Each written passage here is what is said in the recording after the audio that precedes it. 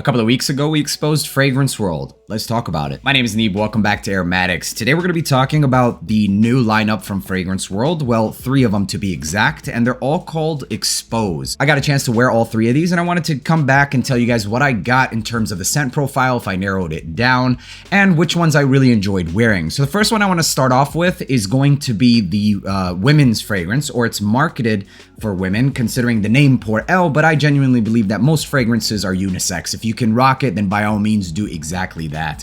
This fragrance smells like a very mass appealing type of floral, natural sweet fragrance. The entire vibe of this fragrance is very naturalistic smelling. It's very floral and white florals to be specific. When I spray this on, I get a hefty dose of something like Jasmine and literally honeysuckle. And Jasmine is known to have like soft musk qualities and white floral traits as well, with that natural honeyed sweetness. That's as simple as this one is. So when I wore this fragrance, I got about 6 to 7 hours out of it, and it was very beautiful of a fragrance. So think of fragrances like Initio's Musk Therapy or even Cashmere Musk by Arabian Oud. That's the kind of territory that this treads in. Quality and scent profile on this one, it's honestly not bad. It's right there with some of the designers, and honestly, I've mentioned the couple of niche fragrances because that's the scent profile that this one treads in, or even the quality that it treads in. The other thing that I think is pretty important to note is going to be the design of these bottles. This one is definitely going to be one of my favorite ones. Just the whole white theme goes with the clear or semi-white plastic. So it's kind of like a locking mechanism that if you want to spray it, you have to remove it, and it does snap into place when you have it fully extended,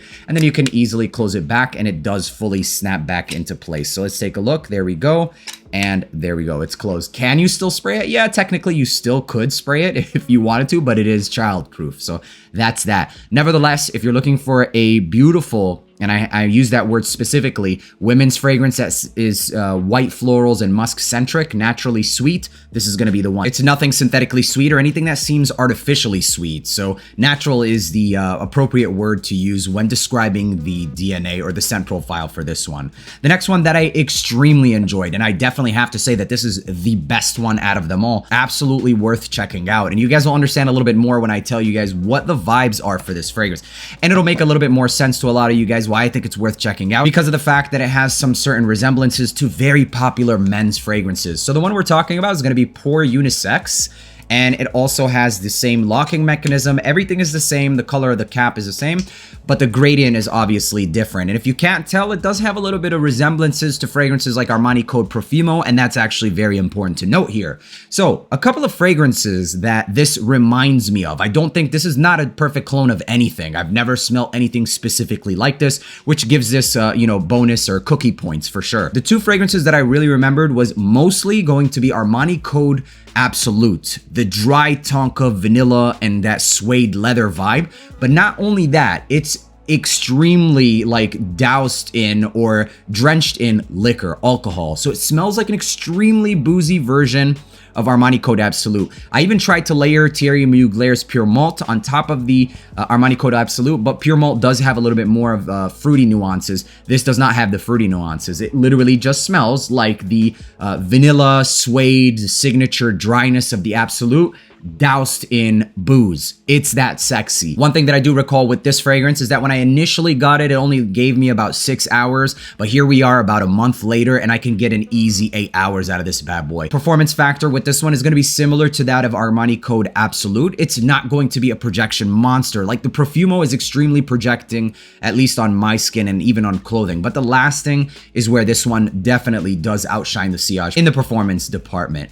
But basically, this scent profile, you don't want it to be projecting. It's extremely boozy. It's like if you took Armani Code Absolute and you turned him into a bad boy. Legit. It's got this vanilla and leather suede coat, and you just left the bar. So Armani Code Absolute, you sprayed it on, you went to the bar. This is what you smell like leaving the bar. That's for sure. Extremely boozy, very sexy.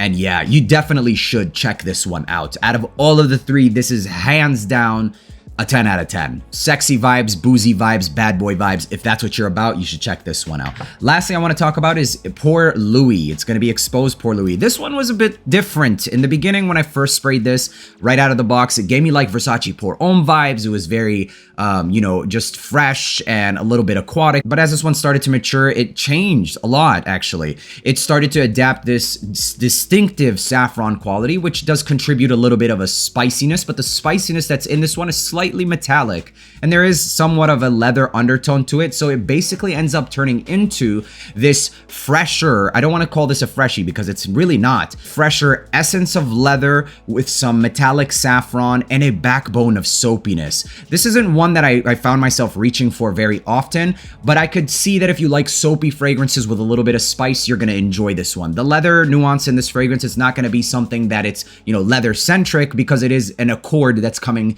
from that saffron. So it's not like a leather centric fragrance, but rather it's like this soapy saffron type of fragrance. That's basically what I get with this one. I can see most of the people in the East probably enjoying this, but total longevity on this bad boy, it goes absolutely nowhere on clothing. It was like 10 plus hours, and on skin, honestly, I got easily 8 hours. For the first hour and a half, it was projecting a little bit more than I even wanted it to. So that's Pour Louis exposed. Number one spot easily goes to Pour Unisex, and then comes Pour Elle, and then the aforementioned Pour Louis. Really pay attention to some of those descriptors that I said for all of these fragrances. I think that all three are best bang for buck for sure. At about $55, scent profiles are great. If you enjoyed any of the descriptors, or if it sounds like something that you would want to rock or wear, consider picking one of these up. And if you do own one of these, let me know down in the comments which one is your favorite, or which one you own and what you think of it. While you're down there, make sure to leave a like, hit that subscribe button, and until the next video, peace.